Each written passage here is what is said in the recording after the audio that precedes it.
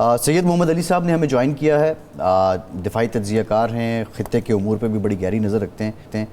अली साहब, बहुत शुक्रिया आपका। ये बताइए कि SCO का सरबराही इजलास पाकिस्तान में कामयाब इनेकाद, पाकिस्तान ने इक़्तिसादी और सफारती सतह पर कौन से मकासद अचीव कर लिए हैं, दुनिया को बावर करा दिया? बहुत शुक्रिया, आपने मदऊ किया मुझे। देखिए, बात यह है कि 3 एतबार से ये एक बहुत तारीख़ी इजलास था और इसके असरात जो हैं अगले कई दहाइयों तक महसूस किए जाएंगे।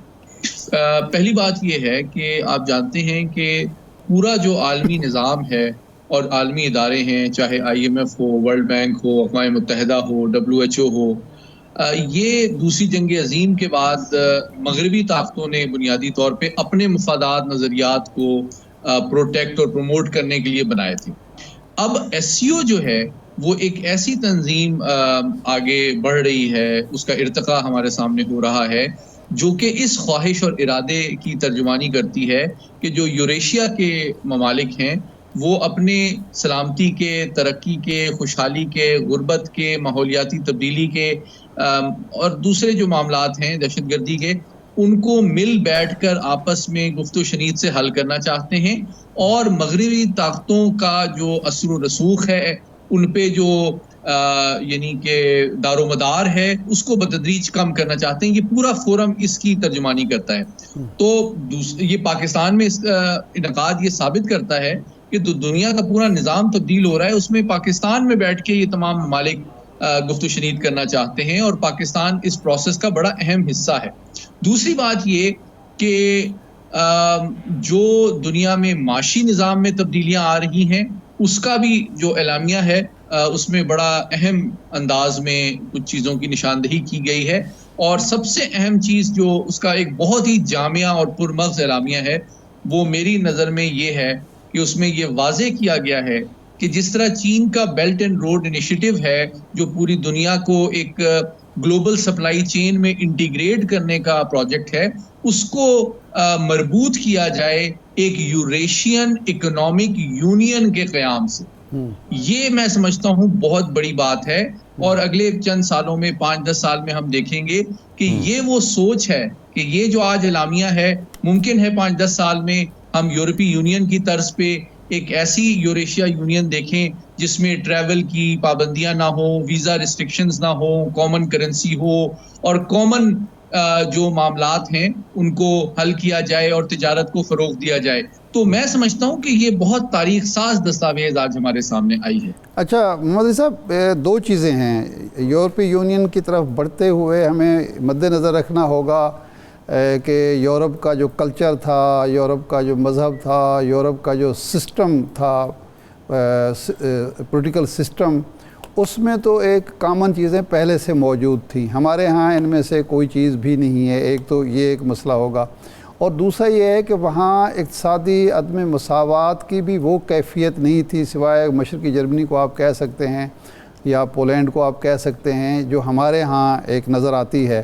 तो क्या इसकी मौजूदगी में भी आप समझते हैं कि हम उस तरफ बढ़ सकते हैं और ये काबिल कबूल होगा इंडिया के लिए, चीन के लिए, रूस के लिए? देखिए, मैं समझता हूँ कि 3 तरह के पूरी दुनिया के इस वक्त ममालिक हैं 193।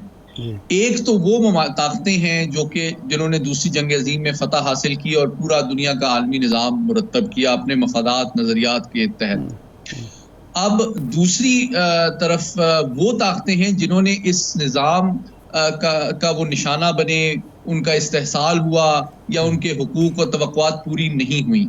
और मैं ये वाशिगाफ़ अल्फाज में कहना चाहता हूँ कि ये ब्रिक्स और SCO को जो लीड कर रही हैं 2 ताकतें, चीन और रूस, वो इसी एहतमाल के तहत कर रही हैं कि अमेरिका बाज़ाब्ता तौर पे अपनी कौमी सलामती की जो स्ट्रैटेजी उसने दस्तावेज़ के शक्ल में नवंबर 2022 में पेश की थी, उसने इस दहाई में अपना वाहिद सबसे बड़ा चैलेंज जो है वो चीन की ग्लोबल सप्लाई चेन को डिसरप्ट करना कहा था। तो चीन को इसका बखूबी अंदाजा है कि वो रूस के साथ मिलके एक ऐसा मल्टीपोलर निज़ाम वज़ा करना चाहते हैं जिसमें उनको वस्ती एशिया, लातीनी अमेरिका, अफ्रीका के उन ममालिक जो कि मगरबी इस्तेहसाल का निशाना बनते रहे हैं और अभी भी एहतमाल रखते हैं, वो चीन और रूस से की तरफ मबजूल होंगे और एक नया और मुतबादिल निज़ाम बनेगा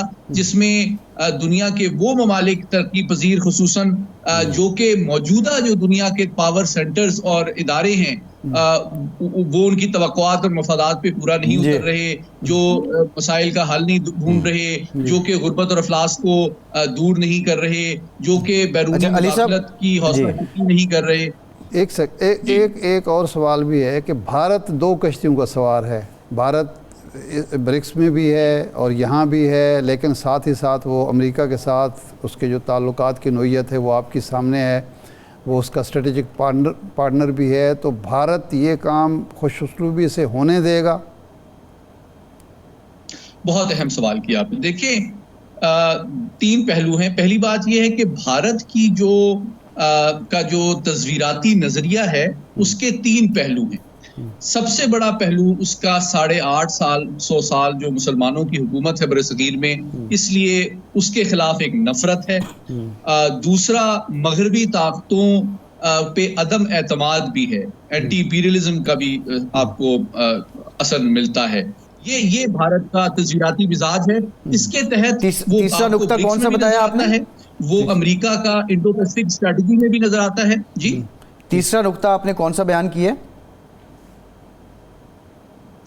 मैंने तीसरा नुक्ता कहा कि वो अपनी स्ट्रेटेजिक ऑटोनॉमी को मेंटेन करना चाहते हैं, यानी कि अमेरिका को भी ये एहसास हो रहा है कि चीन के खिलाफ जो भारत की कमिटमेंट है वो लिमिटेड है। वो अमेरिका के लिए अंधाधुंध अंदाज में चीन के खिलाफ इस्तेमाल नहीं होगा, बल्कि वो अमेरिका को एक तरह से बेवकूफ बनाने की उसकी कोशिश है ताकि वो सिफारती, टेक्नोलॉजिकल और दिफाई इमदाद अपने आप को एक आलमी ताकत बनाने के लिए अमेरिका की आशीर्वाद और सपोर्ट हासिल कर सके।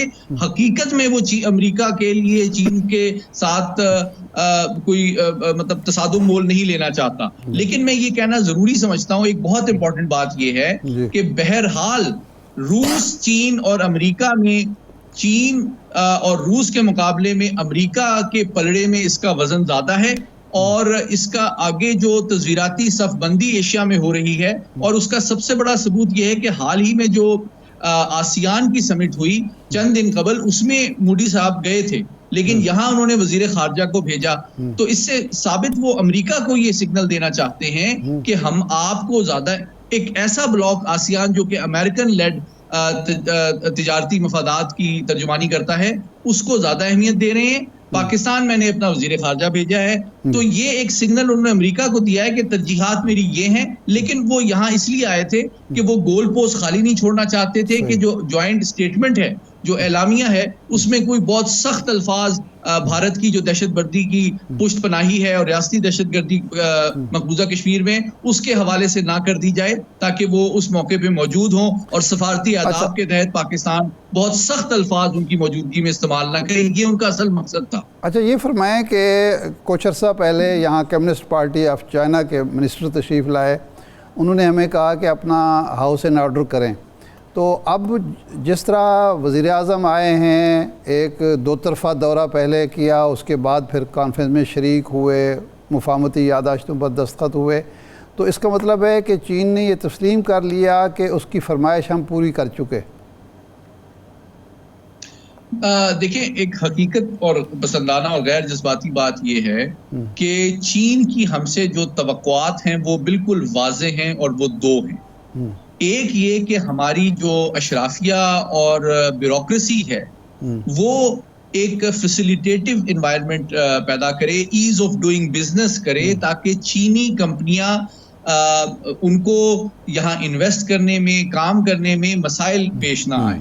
और दूसरी तवक्को उनको ये है कि उनके जो मफादात हैं, इन्वेस्टमेंट और कारकुन हैं, उनकी जान, माल और इज्जत महफूज रहे। ये बिल्कुल वाज़े उनकी 2 तवक्कुआत हैं जो कि अभी उनके वज़ीर आज़म ने 2 दिन पहले उसका इजहार अपनी तकरीर में भी किया है।